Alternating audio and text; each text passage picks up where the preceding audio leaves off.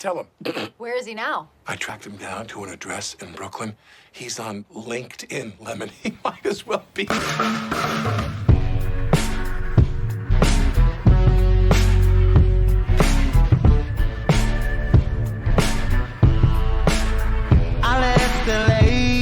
Today I'm on another plane. I spend too much time on the dark side of your door. Hi there.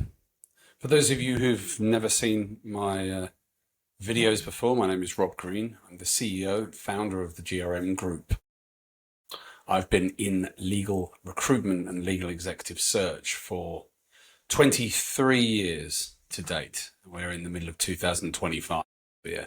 Since 2002, I've been in legal recruitment, initially in London, before moving to the Americas, then the Cayman Islands, working on the offshore market, before 2008, end of 2008, moving to Hong Kong during the financial crisis, spent the best part of 9 years in Hong Kong and working all of that Asia and Asia Pac market before moving to South Africa in 2017.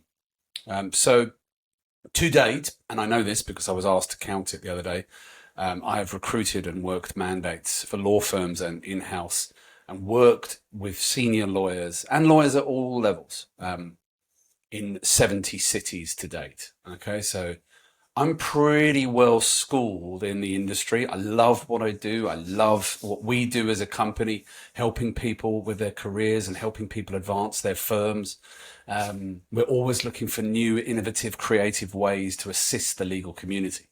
And it's something that I'm extremely passionate about. It's given me everything that I wanted in life. And I'm currently in my downstairs inbuilt studio that I built recently, which again is another thing that has come about from the success that we've been having. So that's really just an introduction to me and the work that we do, if you haven't already heard of me. But anyway, there are 9 things that I believe that lawyers and legal professionals at any level, really from students all the way up to close to retirees, that might be doing, one of which or some of which or all of which might be holding you back from having the career that you want. So this video is going to be about the 9 things that I think you really need to be looking at.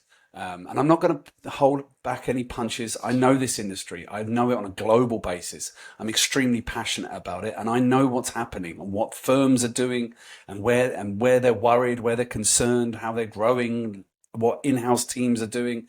And I'll explain in it where I get that information from. So let's get on with the 9 things. The first things first. It's the reality of the situation. Okay? For however many hundreds of years, the legal industry has always been the same. It's been very controlled. It's been there's very well-trodden career path you can have. It never really changed much. Growth was built by the attraction of new lawyers with a new client and book of business. And that's how firms grew, and that's how they grew their revenue. In-house teams started to grow but still using external counsel and things like that. And it's always been very, very similar. But that changed 2 years ago with the advent and introduction of AI. And the reality of the situation is that things have just become very, very clear in terms of, from a career path perspective, exactly what is really facing people. And I'll give you a couple of examples. Okay. And I don't know whether this was because it's a bubble or whether it's just because there's a lot of cracks that were being papered over or whatever, but this is the reality. And I'll give you some examples of what I mean. Without going into too much detail, which we'll do in further videos. But if you take South Africa, for example, right, law firms and law schools and education facilities, by the Law Society's own numbers, there's upwards of 5,000 to 5,500 people in South Africa alone graduating from a higher education facility every year with a legal qualification of some description. Okay, 5,500. There's only 900 to 1,000 training positions in law firms for those students to become then lawyers every year. So, okay, 80% of legal students aren't becoming lawyers. Huge numbers, right? So that's where it starts. That's where the problem is. Entry-level jobs. Then you've got the advent of AI tools, okay? I've had partners gleefully telling me they're never going to hire an associate again. I've had in-house counsel gleefully telling me they're never going to use a law firm again. For the first time in history, first time in history is a bit steep, but for one of the first times in history in the law sector, everybody has the same playing field. They all have the same tools. They want to buy a license for Harvey or Legora or Luminance or wherever it might be, they can. There's pressure on in-house, the client ultimately, to use tech and buy tech and not use external counsel, which is putting extra pressure on fees. I have said this for decades, that the direction and growth of a law firm will be determined by its clients. You know, clients were fed up with getting charged too much, right? That was quite an open secret. I mean, there's joke books written about how much lawyers were charging on a golf course and who they're going to charge it to and things like that. So we see the growth of legal services, alternative legal service providers. So much so that the law firms found themselves threatened by it. So many of them started setting up their own. You know, there's lots and lots of changes.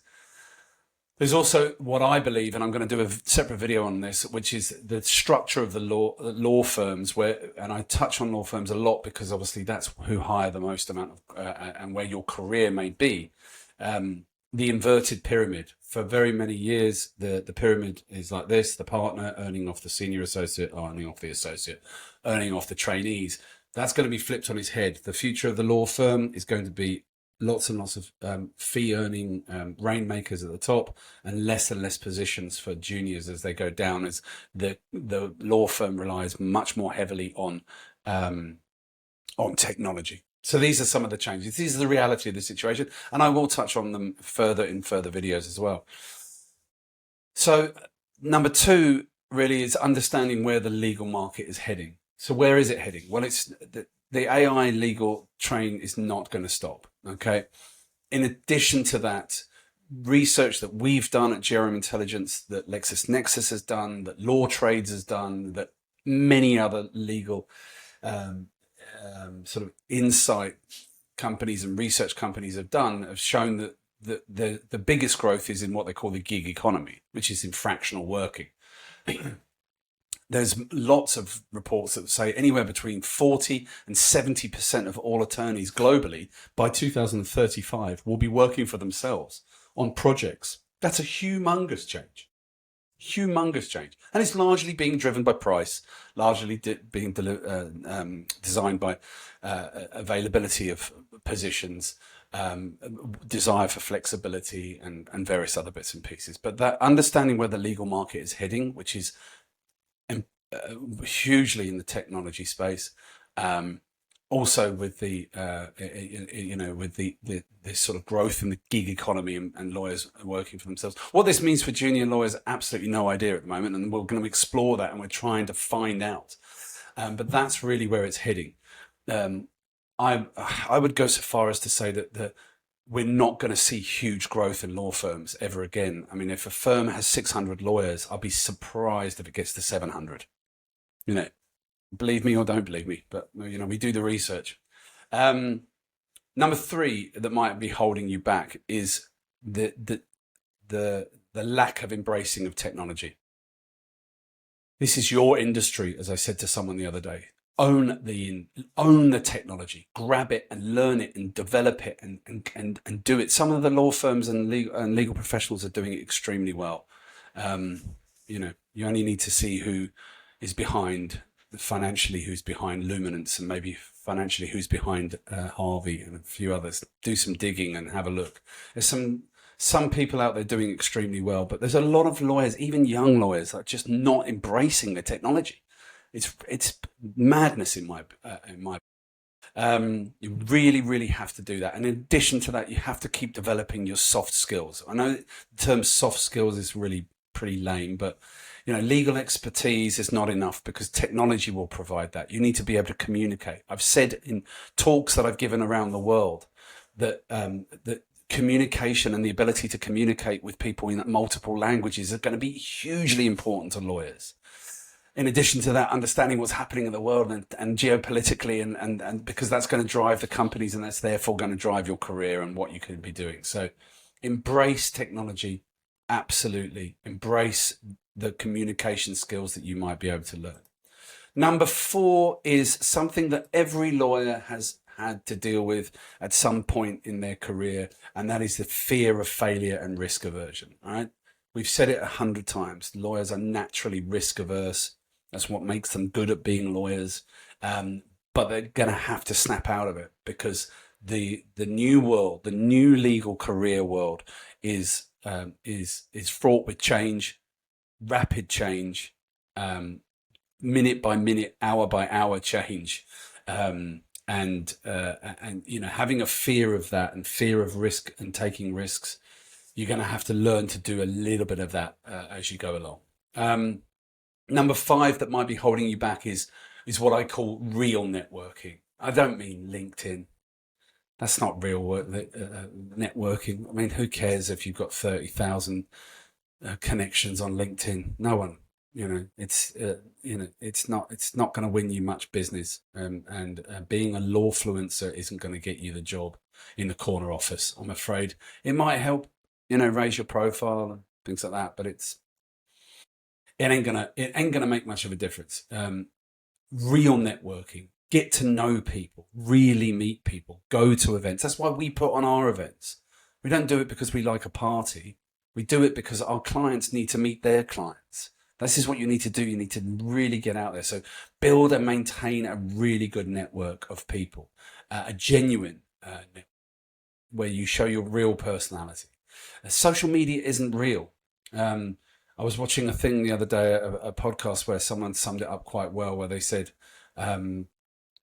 social media is just a very small part of humanity, and they make a lot of noise because they need to be important, but just don't believe it is important. Get out, shut the phone down, and get out and meet people.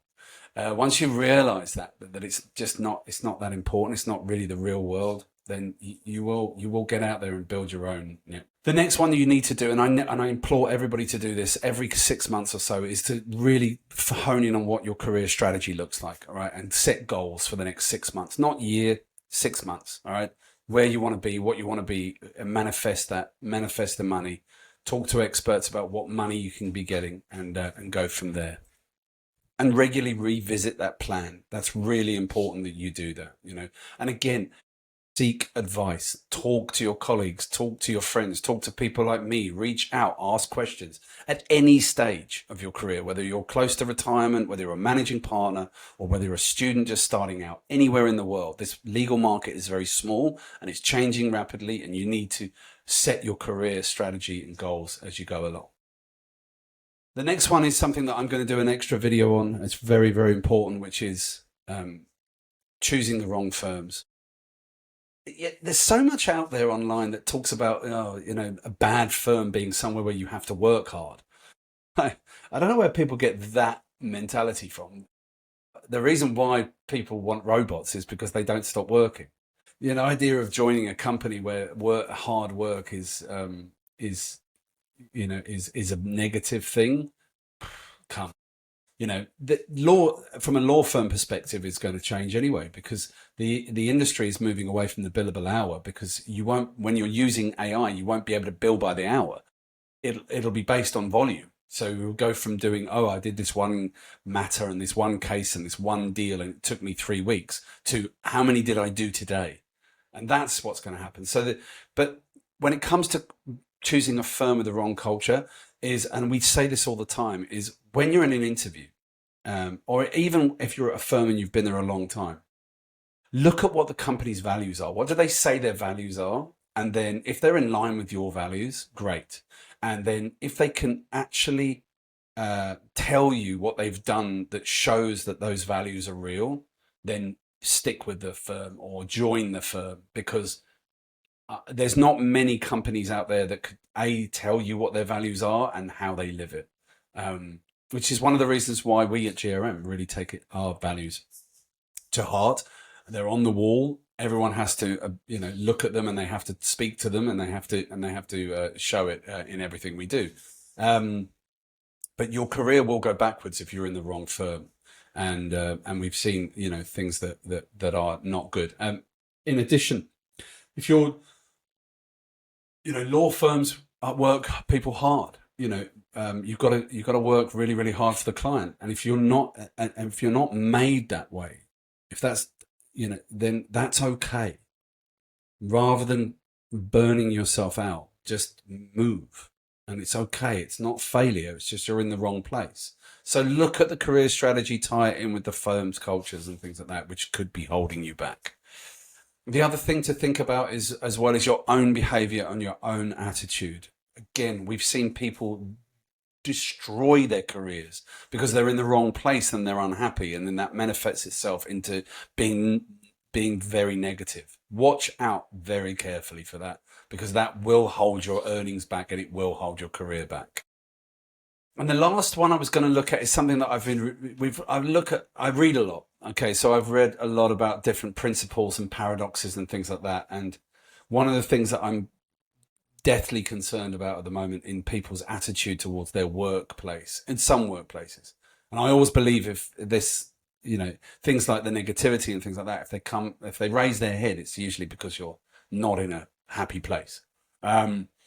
Is the thing they're calling the baby paradox, which I'm only just learning about, but it's a certain type of human behavior when one is looking for complete freedom and autonomy, whilst wanting to avoid any responsibility and burdens that come with it, often expecting to be taken complete care of by their employer and have everything provided. It's called the baby paradox, because the only people in the world that get to have complete freedom and autonomy and simultaneously avoid any responsibility are babies.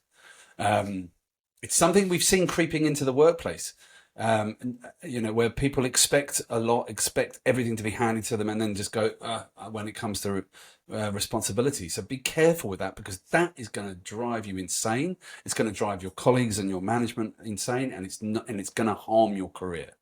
Okay, so they are 9 things that I think you really, really need to be taking into consideration. I'm going to expand on a bunch of them in future videos, but I appreciate these videos get a little bit long. I've been going for 17 minutes already. Drop me a line. You can email me at rob@thegrmgroup.com. I'll answer every email. I will. You can reach out to us on all of our socials. To find my colleagues. We're helping people move all of their careers overseas, in-house, into tech, back into practice, which is becoming very popular at the moment. And we're on top of everything. We've got tons of events where we're sitting, talking with some of the big leaders across many different continents and countries. You can come to those as well. We've got next week we're in Nairobi in Kenya. The month after we're in Lagos in Nigeria. The month after that we're in Casablanca in Morocco, meeting with in-house and practice lawyers and discussing what's happening in the world and what's happening to your legal careers. So get in touch with me, come along to one of our events, get in touch with my team to help you facilitate the next move or to help you hire for your next team member as well. We're on top of everything for you. We've got salary surveys, we've got everything. So come to us and we'll help you. Best of luck.